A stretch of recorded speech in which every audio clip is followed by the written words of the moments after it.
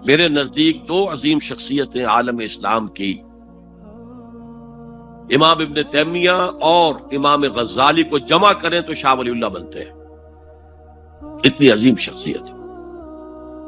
انہوں نے یہ لکھا ہے کہ جو اللہ کے برگزیدہ بندے ہوتے ہیں، اولیاء اللہ، اللہ تعالیٰ ان کی ارواح کو ان کے فوت ہونے کے بعد ملائکہ کے طبقہ اسفل میں شامل کر دیتے ہیں، اور وہ بھی جس طرح وہ ملائکہ اللہ کے احکام کی زمین میں تنفیذ کر رہے ہیں، وہ بھی اسی کام میں لگ جاتے ہیں۔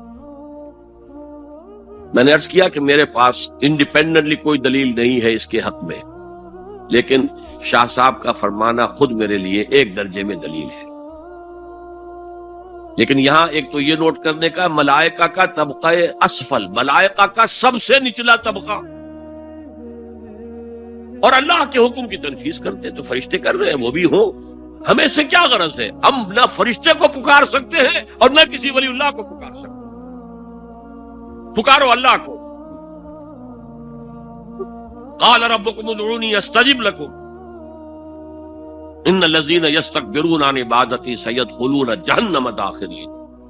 تمہارا رب کہتا ہے مجھے پکارو، مجھ سے مانگو، میں تمہیں دوں گا، تمہاری دعا سنوں گا، قبول کروں گا، اور جو بربنائے تکبر مجھ سے نہیں مانگتے وہ جہنم میں داخل ہوں گے، ذلیل و خوار ہوں گے۔ حضور نے ایک بات، مجھے متن یاد نہیں ہے، بہت پیاری فرمائی، دیکھو انسانوں سے تم مانگتے ہو کچھ تو ایک دفعہ تو اس کے ماتھے پر، تیوری پر بل پڑ ہی جاتا ہے، یہ کیوں میرے سامنے ہاتھ سوال کیا، کیوں مجھے اس سے مانگ رہا ہے، چلیے بعد میں کچھ وہ دے ہی دے، کہ ناگوار گزرتا ہے۔ ارے اس سے مانگو جو کہتا ہے کہ مجھ سے مانگو اور میں دوں گا، وہ نہ مانگنے پہ ناراض ہے، اس سے نہیں مانگتے۔ رات کے آخری ساعتوں میں، یا جسے آپ کہتے ہیں small hours of the morning, حدیث میں آتا اللہ نزول اجلال فرماتے، جس کو ہم نہیں جانتے کیسے نزول ہوتا ہے، ذات باری تعالیٰ اور اس کے متعلقات کے بارے میں جو بات آ گئی قرآن میں، حدیث میں، وہ ہم مانتے ہیں، کیسا یہ ہم نہیں جانتے، اس کا ہاتھ ہے کیسا ہے ہم نہیں جانتے، اس کا چہرہ ہے کیسا ہے ہم نہیں جانتے، اس کی ساق ہے، اس کی پنڈلی ہے کیسی ہم نہیں جانتے، وہ سنتا ہے کیسے سنتا ہے ہم نہیں جانتے، کیا اس کے کان ہیں، کیا اسے بھی ساؤنڈ ویوز کی ضرورت ہے سننے کے لیے، وہ دیکھتا ہے کیسے دیکھتا ہے ہم نہیں جانتے، وہ اترتا ہے کیسے اترتا ہے ہم نہیں جانتے، جو قرآن میں آ گیا حدیث میں آ گیا مان لیجئے بس، باقی یہ متشابہات میں سے ہے، اس کی کھود کرید میں پڑو گے تو فتنے میں مبتلا ہو جاؤ، ابتغاء الفتنۃ وابتغاء تاویلہ۔ لہذا حدیث میں آتا ہے کہ رات کے آخری ساعتوں میں اللہ سمائے دنیا تک نزول فرماتے ہیں، اور پھر ندا لگتی ہے حل من سائل فاعطیہ، ہے کوئی سوال کرنے والا، مانگنے والا کہ میں اسے دوں، حل من مستغفر فاغفر لہ، ہے کوئی گناہوں کی معافی چاہنے والا کہ میں اسے معاف کر دوں۔ ہم انٹا غفیل سو رہے، ہم تو مائل بکرم ہیں، کوئی سائل ہی نہیں، راہ دکھلائیں کسے، رہنم منزل ہی نہیں، راہ کسے دکھا؟ اللہ کے راستے پر چلنے کا فیصلہ کرو، اللہ کی راہ میں جہاد کا فیصلہ کرو، پھر اللہ راستہ کھولے گا، والذین جاہدوا فینا لنہدینہم سبلنا، وہ لوگ کہ جو ہمارے راستے میں جہاد کریں، محنت کریں، مشقتیں کریں، ہم لازماً ان پر اپنے راستے کھولتے چلے جائیں۔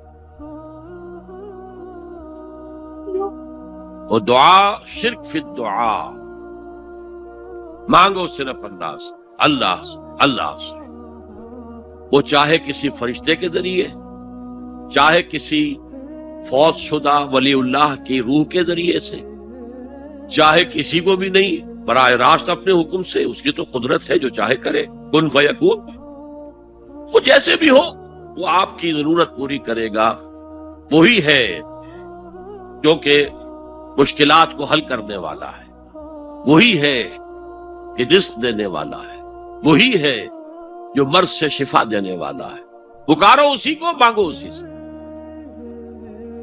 اب آئیے، کچھ مراسم عبودیت ہوتے ہیں، مراسم رسم کہتے ہیں کسی چیز کی ظاہری شکل کو، رہ گئی رسم ازاں روح بلالی نہ رہی، فلسفہ رہ گیا تلقین غزالی نہ رہی۔ یہ قرآن کا بھی ہم اسے رسم الخط کہتے ہیں، رسم الخط، اور یہ حضرت عثمان کے زمانے میں فائنل ہوا ہے کہ یہ اس طریقے سے لکھا جائے۔ تو عبدیت کے اظہار کے لیے کچھ رسومات ہیں، جس میں سے ایک پر گفتگو ہو چکی، قنوت، والقانتین والقانتات۔ یہ جو ہے اللہ کے حضور میں چاہے ہاتھ باندھے چاہے ہاتھ کھلے، لیکن ذرا جھک کر گردن میں خم کر کے کھڑے ہونا۔ یہ نماز کے اندر جو قنوت ہے، یہ قنوت ہے، یہ بھی اپنی عاجزی کا اظہار ہے، عجز اور تذلل۔ وہ جو ابن قیم کی میں نے ڈیفینیشن آپ کو بتائی، العبادت تجمع اصلین، غایت الحب وغایت الذل والخضوع، حد درجے میں اللہ کے سامنے پچھ جانا، جھک جانا، گر جانا، رکوع، سجدہ اللہ کے سوا کسی کے لیے نہیں۔ اور اس معاملے میں دین محمدی جو اپنی تکمیل کو پہنچ گیا، الیوم اکملت لکم دینکم واتممت علیکم نعمتی ورضیت لکم الاسلام دینا، حضور کی بعثت سے قبل سجدہ تعظیمی جائز تھا، کسی شخص کی تعظیم کے لیے، اس کی عزت کے لیے اس کے سامنے سجدہ کرنا جائز تھا۔ حضرت یوسف کے سامنے ان کے والدین اور 11 بھائی سجدے میں گر گئے۔ بچپن میں خواب دیکھا تھا اور 40-50 سال بعد اس کی تعبیر بالفعل ایک اس واقعے کے طور پر سامنے آ گئی۔ سجدہ کرنا، جھکنا، سجدہ کرنا، یہ جائز تھا سجدہ تعظیم۔ حضور پر شریعت مکمل، توحید مکمل، اب ہر نوع کا سجدہ حرام مطلق ہے سوائے اللہ کے کسی کو۔ ہمارے مسلمانوں نے بھی اپنے دور ملوکیت میں سجدہ تعظیمی شروع کرا، عدالت کے اندر بادشاہ کے دربار میں جا رہے تو سجدہ، سر جھکا کر رکوع کی حالت میں۔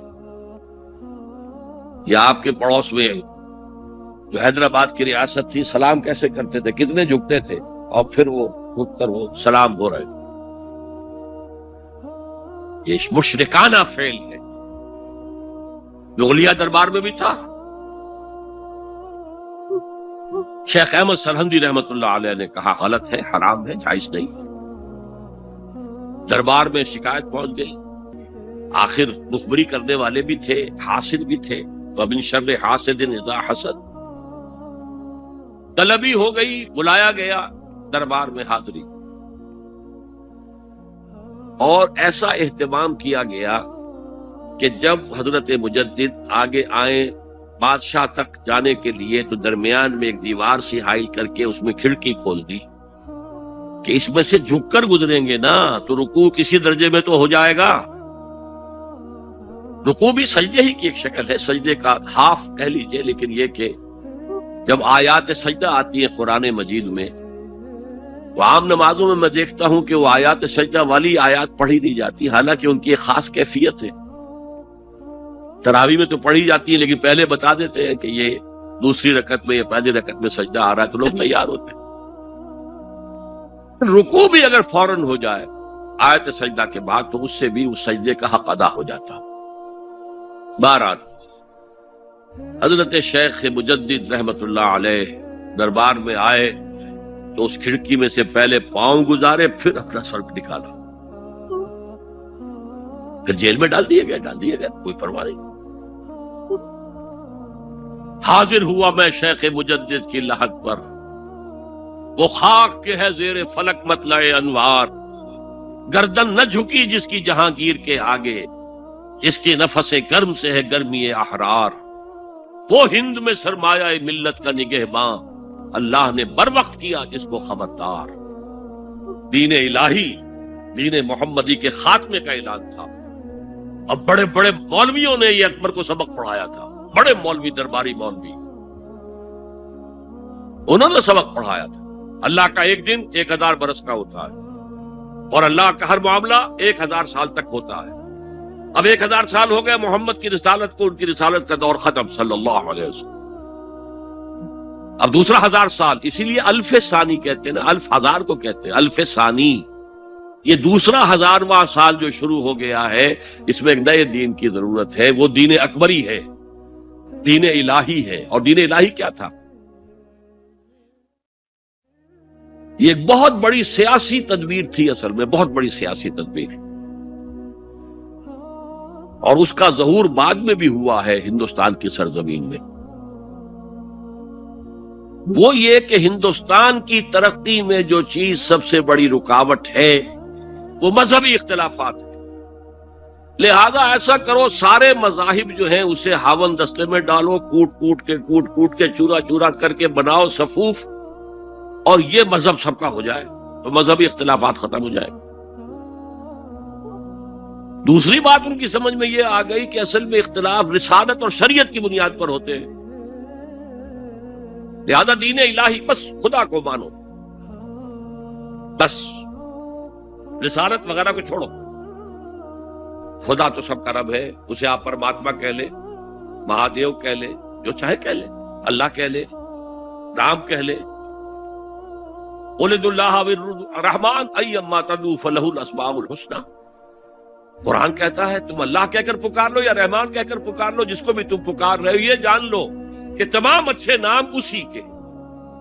یہ فلسفہ تھا بہت گہرا، وہ جاہل تھا، ان پڑھ تھا، لیکن بہت بڑا سیاستدان تھا اکبر، اس میں کوئی شک نہیں۔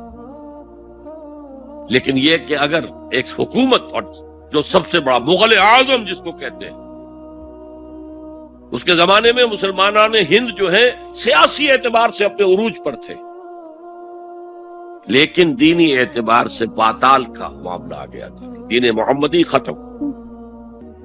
1000 سال کا ایک دن ہے اور وہ ختم ہو چکا۔ اللہ نے اٹھایا مجدد الفسانی رحمت اللہ علیہ، اور ان کی درویشانہ مساعی کے ذریعے سے۔ اب دیکھیے اس زمانے میں تصوف کے ذریعے سے سب سے بڑا شرک آ رہا تھا، وحدت الوجود کی ایسی تعبیرات ہو رہی تھی جو ہماوست بن گئی تھی۔ ہماوست اور وحدت الوجود کے درمیان تو زمین آسمان کا فرق ہے۔ ہماوست میں کائنات حقیقی ہے، خدا اس میں حل ہو چکا ہے، اس کے اندر ظاہر ہو گیا، اور وحدت الوجود میں وجود حقیقی صرف اللہ کا ہے، اس کائنات کا وجود کوئی ہے ہی نہیں حقیقت میں۔ لیکن یہ ختم ہو رہا تھا۔ اس پہلو سے مجدد الف ثانی کے مجدد اعظم کو اللہ نے کھڑا کیا، شیخ احمد حضرت عمر کی اولاد سے تھے، فاروقی تھے، شاہ ولی اللہ بھی فاروقی تھے، رگے فاروقیم کہتے ہیں شیخ احمد صدی، میری فاروقی رگ پھڑکتی ہے اس پر۔ اس کے نتیجے میں وہ دین الہی کا خاتمہ ہوا۔ بعد میں ہمارے ہاں یہ آیا ہے ہندوستان میں برہمو سماج، برہمو سماج، اور گاندھی جی بھی اسی فلسفے کے قائل تھے، وحدت ادیان کے۔ اور یہ سیاسی اعتبار سے بہت اونچی ذہنی سطح کی غمازی کرنے والی بات ہے کہ ہندوستان کے اندر کے یہ مذہبی اختلافات کو اگر ہم کسی طرح کھرل کر کے ختم کر دیں، ہاون دستہ میں ڈال کے کر دیں، تو پھر یہ کہ یہاں ترقی ہی ترقی۔ بہرحال سجدہ، گردن نہ جھکی جس کی جہانگیر کے آگے، جس کے نفس گرم سے ہے گرمی احرار، وہ ہند میں سرمایہ ملت کا نگہباں، اللہ نے بر وقت کیا جس کو خبردار۔ تو ہم نے شرک فی العبادت میں پہلے بات کی، شرک فی الاطاعت۔ انفرادی سطح پر نفس معبود، اجتماعی سطح پر عوام کی حاکمیت، بدترین شرک اس دور کا، عظیم ترین شرک۔ اتنے بڑے پیمانے کا شرک کبھی نہیں ہوا دنیا میں۔ اس کے بعد شرک فی المحبت، مال کی محبت، تعس عبد الدینار و عبد الدرہم، وطن کی محبت یا کسی اور شے کی محبت، اگر وہ اللہ کی محبت کے برابر بھی آ جائے، بڑھ جائے تو اور بھی بڑی بات کہنی پڑے گی، لیکن ہمارے پاس شرک سے اوپر کی اصطلاح کوئی نہیں۔ پھر شرک دعا، اللہ کے سوا کسی اور سے حاجت روائی کے لیے، مشکل کشائی کے لیے پکارنا کسی۔ پھر شرک فی المراسم العبودیہ، قنوت ہے، رکوع ہے، سجود ہے، یہ ذل والخضوع کی، کسی کے سامنے جھک جانے کی ایک علامت ہے، سمبل ہے۔ اب آخری ہے اس میں اخلاص، اور اخلاص کی ضد کیا ہے؟ ریاکاری۔ کوئی عبادت اگر دکھاوے کے لیے کی جائے وہ شرک، یہ شرک خفی کہلاتا ہے۔ مال کی محبت کا شرک بھی شرک خفی ہے، نفس کی اطاعت کا شرک بھی شرک خفی ہے، اور یہ سب سے خفی شرک ہے۔ حضور نے فرمایا صلی اللہ علیہ وسلم، من صلی یرائی فقد اشرکا ومن صام یرائی فقد اشرکا ومن تصدق یرائی فقد اشرکا۔ جس نے دکھانے کے لیے نماز پڑھی اس نے شرک کر لیا، جس نے دکھاوے کے لیے روزہ رکھا اس نے شرک کر لیا، جس نے دکھاوے کے لیے خیرات کی، صدقات دیے، وہ شرک کر چکا۔ قد اشرکا، قد اشرکا، یہ عربی کے مزاج سے واقفیت ہو، فعل ماضی پر قد جو ہے تو وہ پرفیکٹ ٹینس بن جاتا ہے، کر چکا، وہ شرک میں ملوث ہو چکا۔ من صلی یرائی فقد اشرکا ومن صام یرائی فقد اشرکا ومن تصدق یرائی فقد اشرکا۔ اور تجزیہ کر کے یہاں تک بتایا کہ اگر کوئی شخص نماز پڑھ رہا ہو اور جب وہ یہ دیکھے کہ کوئی اسے دیکھ رہا ہے تو اپنے سجدے کو طویل کر دے تو یہ شرک ہے۔ فرض کیجئے 5 سیکنڈ کا سجدہ وہ کر رہا تھا، اب اس نے 7 سیکنڈ کا کیا ہے، یہ 2 سیکنڈ کس کے لیے ہے؟ اس ایک سجدے کے 2 مسجود ہو گئے، تو 5 سیکنڈ کا سجدہ تو اللہ کے لیے، 2 اس کے لیے شرک ہو گئے۔ ایک اور بات فرمائی صلی اللہ علیہ وسلم، شرک خفی کو پہچاننا اور دیکھنا اتنا ہی مشکل ہے جتنا کہ کسی سیاہ شب میں، تاریک رات میں، کسی سیاہ پتھر پر چلنے والی سیاہ چیونٹی کو دیکھنا مشکل۔ تشبیہ کا بلاغت اور فساد کی انتہا ہے۔